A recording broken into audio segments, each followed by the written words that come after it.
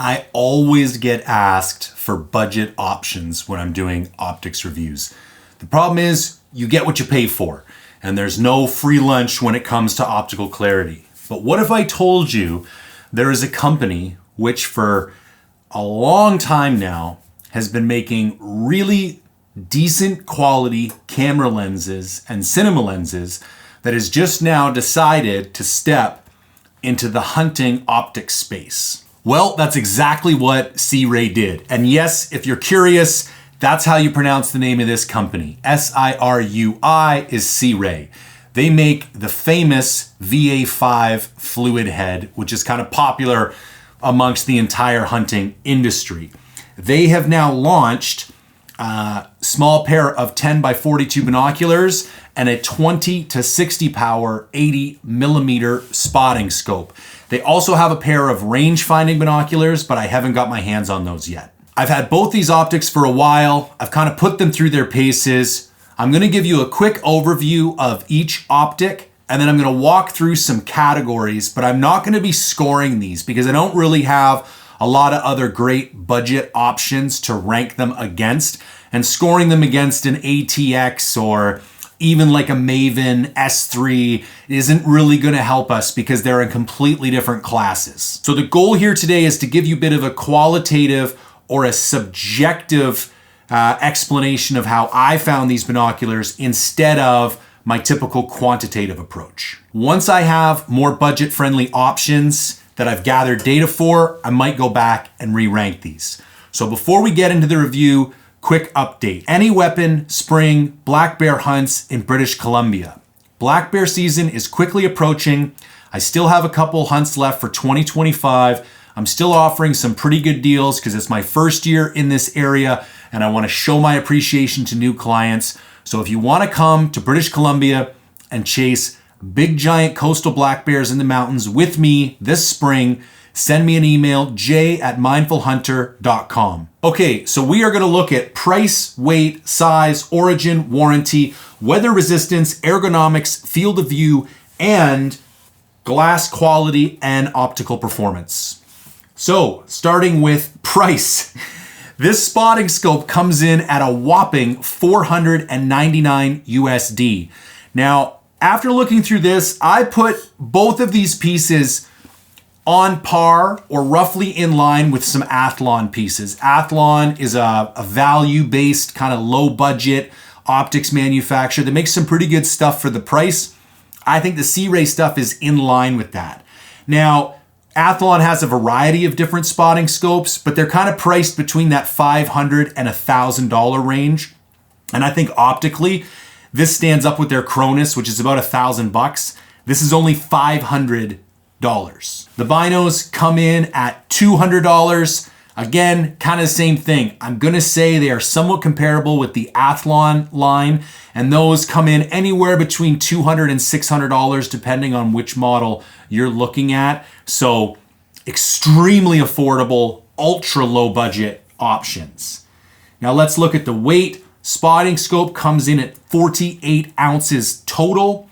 The Athlon Cronus comes in at 73.5 to give you an idea. The Sirui Beyond 10 by 42 Bino comes in at 18.75 ounces. The Athlon Cronus G2 comes in at 27.8. For size, the spotting scope is 15.5 inches long. The equivalent Athlon is 16.2. And the Sirui binos are 5.2 inches long. The Athlon Cronus are 6.3. These are ultra compact. I'm even thinking of just leaving these in my truck. And when I, get out or I just want something to stick in my pocket because I'm going to have a quick look at something, ultra small, ultra compact. And I'll get into the optical performance later, but they're really not that bad. Like, they really surprised me. They're pretty decent little binos.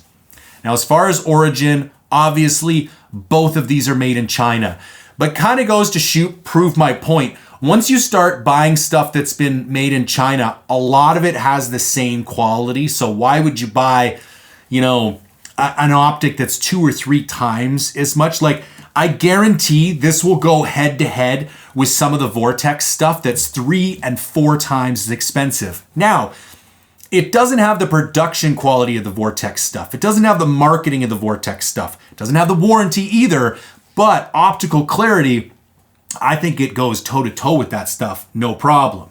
So since I mentioned warranty, let's dive into that next. Only comes with a limited lifetime warranty against manufacturing and material defects. So if there's something wrong with the lens or something starts to delaminate or one of the knobs comes apart, you're basically covered. But it is not a Vortex style warranty. If you drop this thing off the cliff or drive over it or it burns up in a house fire, you're nuked, you're not getting covered. But again, warranties are not free. So when you see these people offering these no questions asked warranties, that repair money is hidden in the price. Like somebody is paying for that warranty. Up next, weather resistance. Both of these are ranked as IPX7, which means you can submerge them up to 1 meter for up to 30 minutes and they will maintain their integrity. IPX7 to me should be the industry standard for hunting equipment. And there's a lot of stuff that does not meet that specification. Now, ergonomics, let's start with the spotter. Comes with an Arca mount.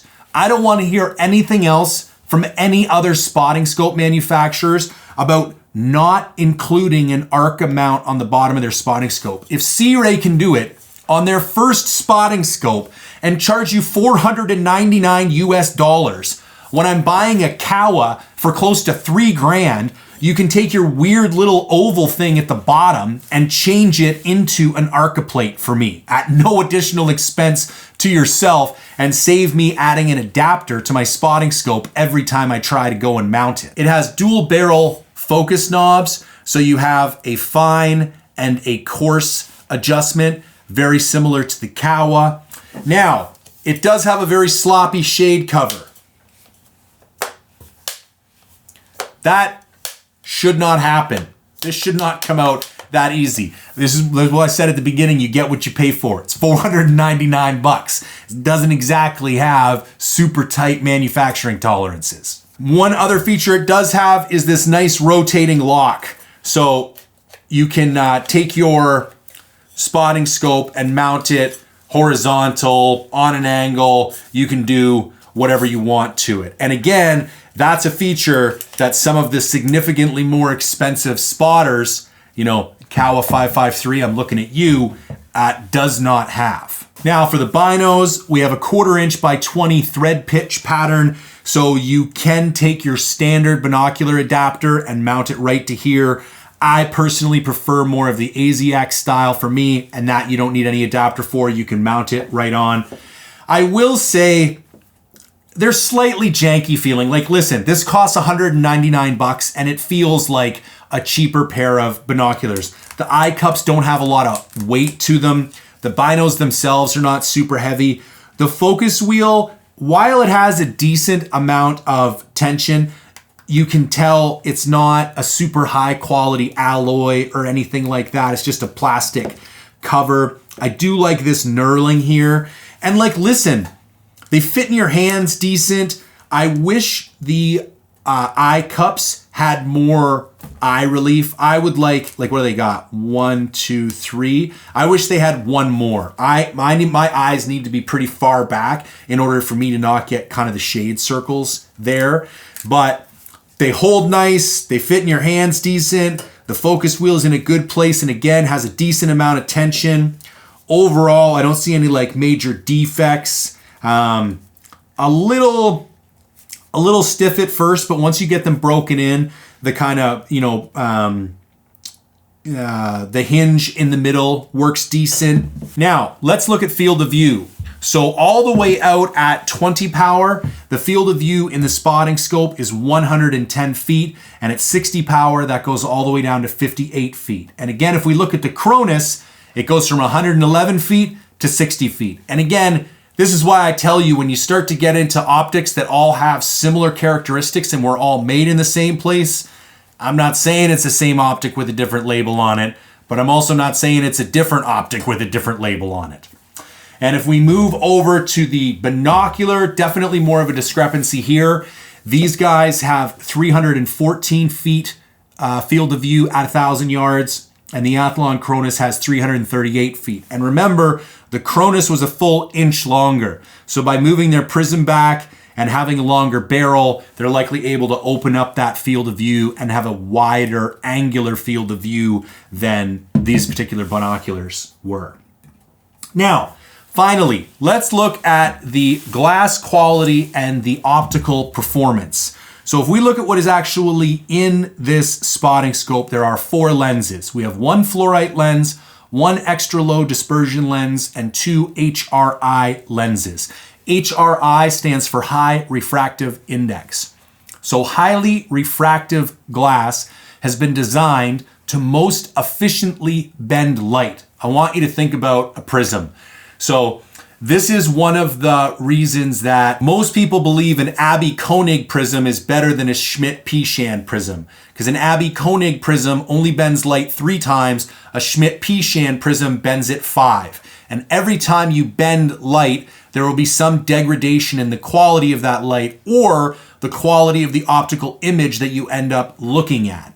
One of the ways to combat that is by using glass with a higher refractive index so that it maintains more of that clarity of light the more times you bend it. Now, again, this is budget glass, so it is what it is, but I think for the price point, the quality of the glass in here is quite high. I think this punches well above its weight class. I think you would be hard pressed to spend twice or even 3 times as much and notice a difference. Like if you can find me $1,000 or $1,500 spotting scope that blows this thing out of the water, I would be shocked. I think this thing will go toe to toe with anything until you start getting up into that beta line. Like, something like a Maven S3, which would be kind of like a mid-tier spotter, but still quite good, is gonna blow this thing out of the water. But it's like $2,400. This thing's $500. It should blow it out of the water. Now, if we move on to the binocular, again, we have 4 lenses, we have 2 extra low dispersion, and we have 2 high refractive index. And again, I'm gonna say, punches well above its weight class. It is not alpha glass, so don't expect alpha glass. But for $200, if you don't own binos now, or you wanted to get a pair for your kids, or you want a spare to leave in the truck just for glassing as you drive by stuff, I think these have great optical clarity for that particular purpose, and the performance. Again, I was pretty surprised by how much I liked these. All right, before we get into the wrap up, one more quick update. I just launched a new giveaway on Mindful Reviews. Anyone who joins between now and May 1st will be automatically entered to win a pair of SIG Sauer 15 power Zulu 10 binos. All you need to do to win is go to Mindful-Reviews, pick a subscription plan, and join between now and May 1st. So, final wrap up and thoughts. Listen, I've been very hesitant to recommend budget options. I've pointed people to Athlon in the past because I think for their price tag, they produce a great product. I think in the future, if you really want to spend the littlest amount of money possible, or again, you want to spare for the truck, or you want to pick up something for your kid, or you're going with your buddy and you just need another for the backpack or whatever, I think looking at these Sirui is a great option. I mean, for their price, I think they're going to be really hard to beat. Just remember, you're going to get what you pay for. The benefit of buying something from Sirui is that these guys have been a glass manufacturing powerhouse for years, for decades. They're producing camera lenses, cinema lenses, all other kind of stuff. So they have synergies and efficiencies at scale that they can now take advantage of when they go to produce optics in the hunting space. It's not like somebody who's just starting up and trying to offer a budget option in the hunting space. They already have that whole manufacturing process worked out for their camera lenses, their glass sourcing, all that kind of stuff. So I think that's why they were able to enter the market at the price point they were. So there you have it, my thoughts on a new ultra low budget option in the hunting optics space. Take it for what you will. I'd love to hear your thoughts down in the comments section below. Hit the like or subscribe button. I would greatly appreciate the engagement. And as always, thank you for tuning in.